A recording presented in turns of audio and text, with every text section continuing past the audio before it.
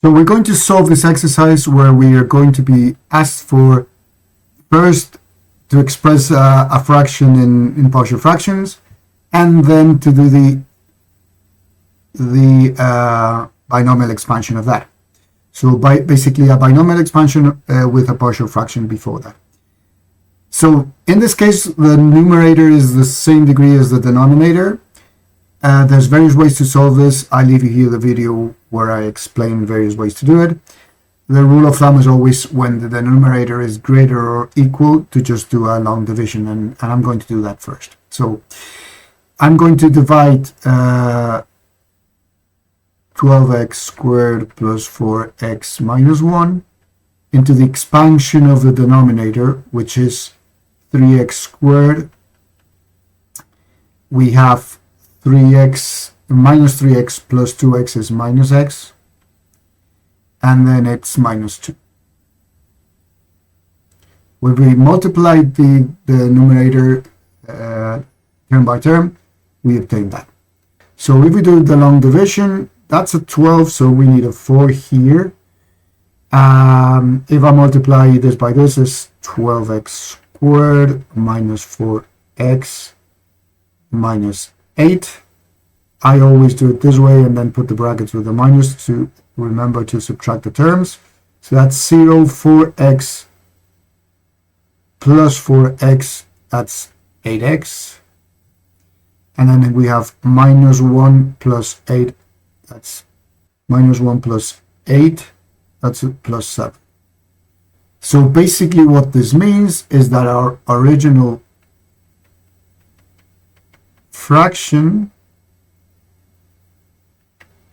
can be first simplified as a real part, which is 4 plus 8x plus 7 divided by x minus 1, 3x plus 2. And now what we're going to do is we're going to do the partial fractions of this one. So 8x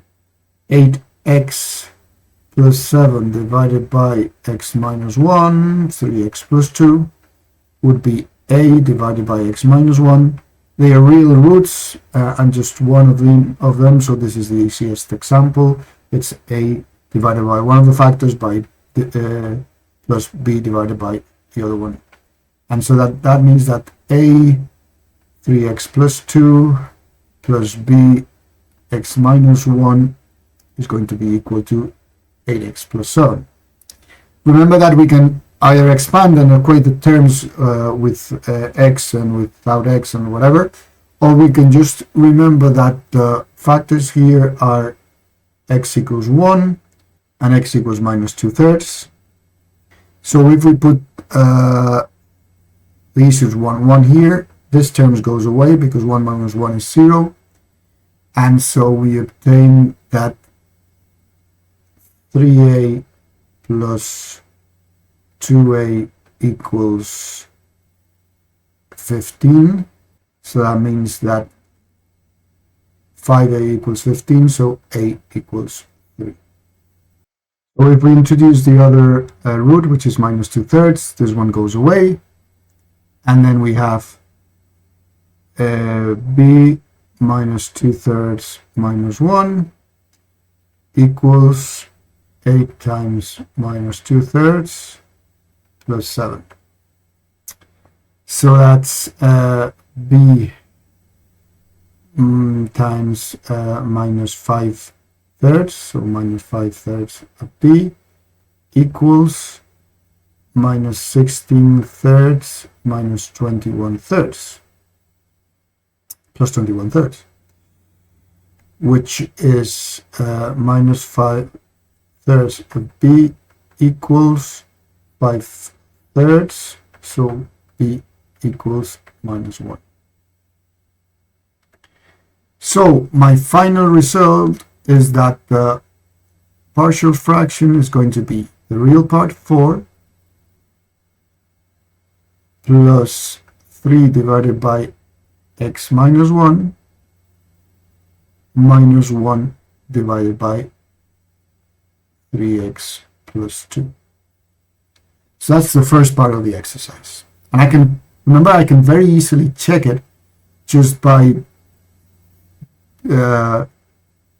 just by doing the inverse of the partial fractions, just multiplying, adding up all these fractions and seeing if I obtain that. But in this case, I've already checked it and it's right. So now we have hence obtain the expansion of fx in ascending powers of x up to and including the term in x squared. So basically what we need to do is the expansion of 4 plus 3 divided by x minus 1 minus 1 divided by 3x plus 2.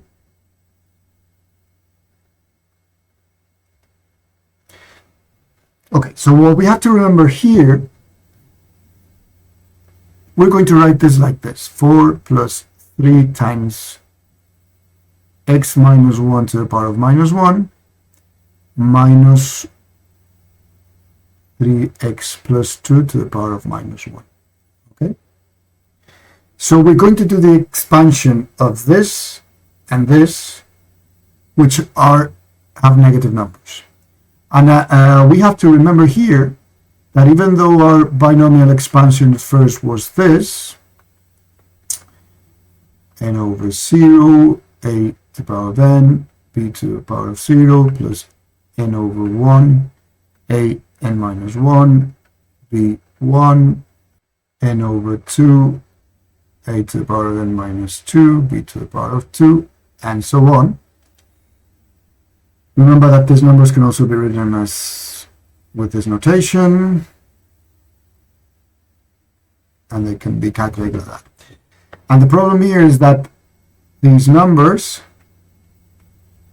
which cannot be calculated with negative or fractional exponents, because we don't know how to do this, or we don't know how to do this. But and I've shown you how to do it in this video, which I leave up here. This Newton left us a generalization of this formula, which is this, which if we apply it in the formula above becomes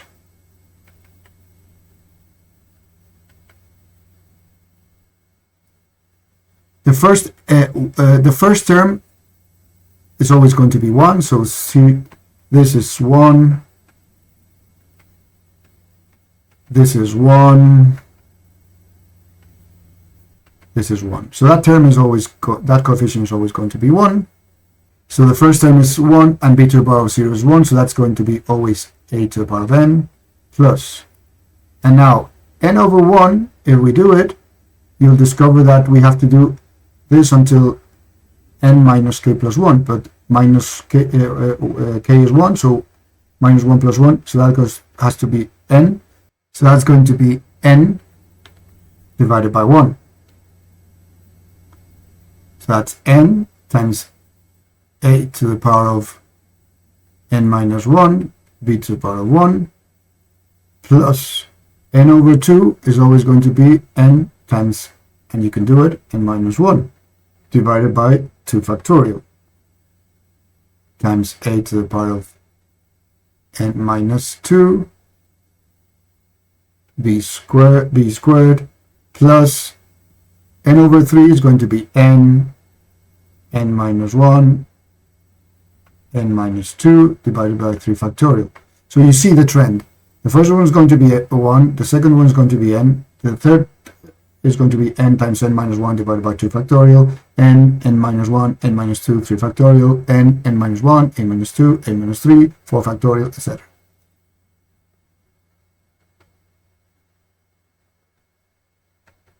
Okay, so that's the general formula we have to use. But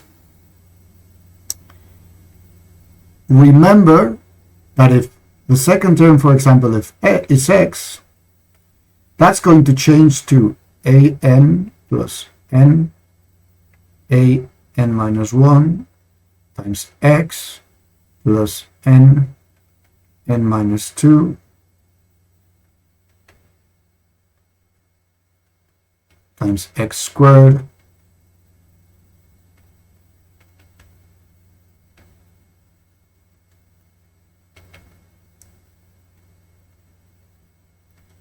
x cubed So if we manage to leave this as an x, we are going to have always the powers of x there. And then we just have to need to calculate those numbers. And even easier, so that's an option, which I recommend. Always try and leave just the x there. And another option is to factorize this as a. So we can do this.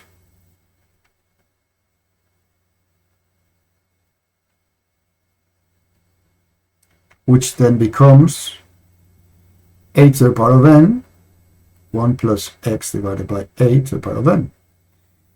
Why do I do this? Because if a equals 1 in the expansion, 1 to the power of whatever is 1, so that will always become 1. And now, n, whatever n is, okay? 1 to the power of whatever is 1, so that's going to be n x plus n minus 2 to factorial, and then that's also, all these factors are going to be 1, and so we're going to have x squared plus n minus 1, n minus 2, x cubed. So we only need to calculate those terms if we do this trick. So how does this turn out here? Okay, let's expand first this. So, okay, so I've got it solved here, and I'll explain the steps I've done. First of all, I wrote, well, the 4 is the same, and then the 3, and then what I've done is this, I factorized the number 1 here, so I could leave only a 1 here. So if you expand this, minus 1 times 1 minus x is the same as x minus 1. It's just another way of writing it. You'll see why I've done it in a moment. And then I factorized here the 2, and so I wrote 2 factor of 1 plus 3 halves of x, which if you multiply is the same, 3x plus 2. Then in the next step, what I've done is I use this the properties of the indices of the powers, and I put minus 1 to the power of minus 1 and the thing in the brackets to the power of minus 1. So you get 3 times minus 1 to the power of minus 1, and then 1 minus x to the power of minus 1. And then I've done the same thing here with the 2 to the power of minus 1, and then the brackets to the power of minus 1. And if I expand that a bit more, you get 4 minus the minus 1 to the power of minus 1 is minus 1, so plus 3 minus 1 is minus 3. And then the 2 to the power of minus 1 is minus 1 half. So that's here. And then I'm going to further simplify this by writing here, instead of minus x, leaving that as a positive. You'll see why in a moment. And just I've written the 3 halves of x here, just so that you see that this is 1 plus x. So in both cases, I've tried to write the thing inside the brackets as 1 plus some x. In this case, x is minus x, and in this case, it's 3 halves of x. Why have I done that? Because by being able to extract these factors, I simplify my life a lot. Why? Because we've seen here, if you write it as 1 plus x, then you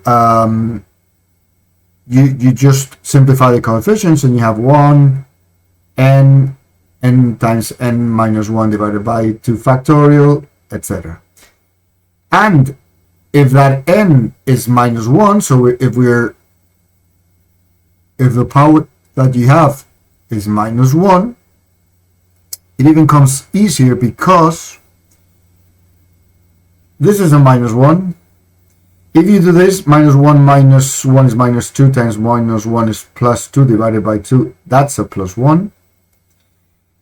If you do this, you'll see that's a minus 1, etc., etc. The factors become plus 1, minus 1, plus 1, minus 1, plus 1. That's only in the case where the index power is minus 1.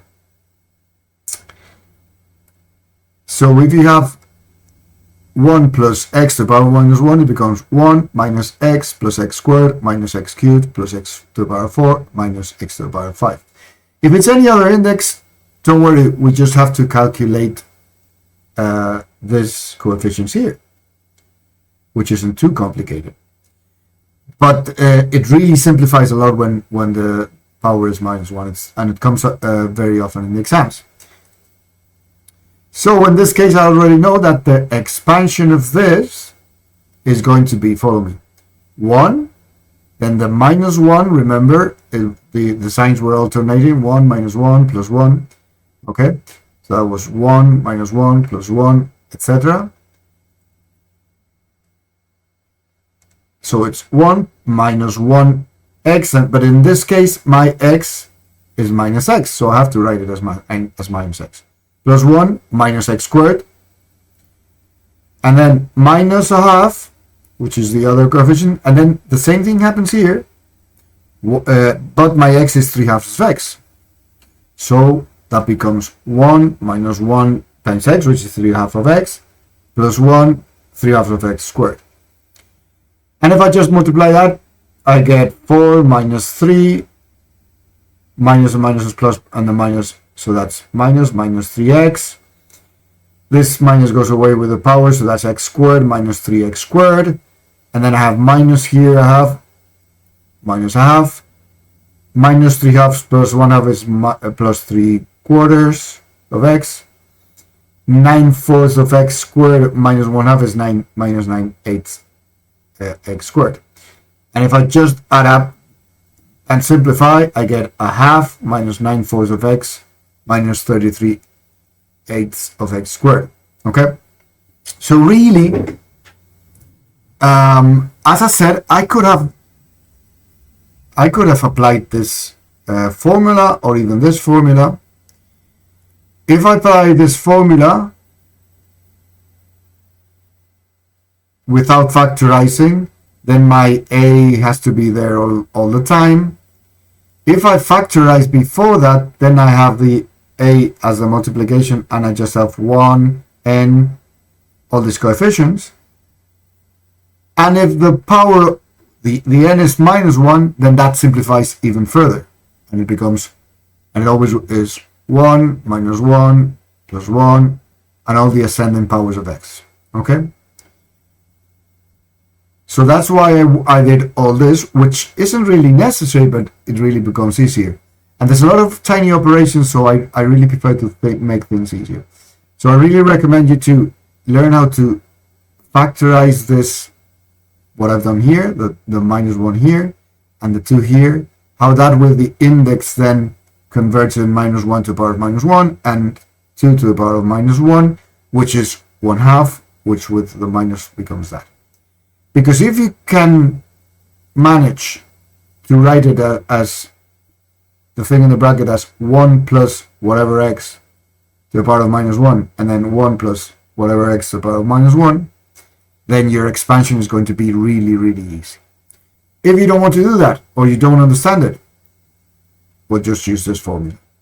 If you understand it, use this formula with a generic n can be 2, minus 3, whatever.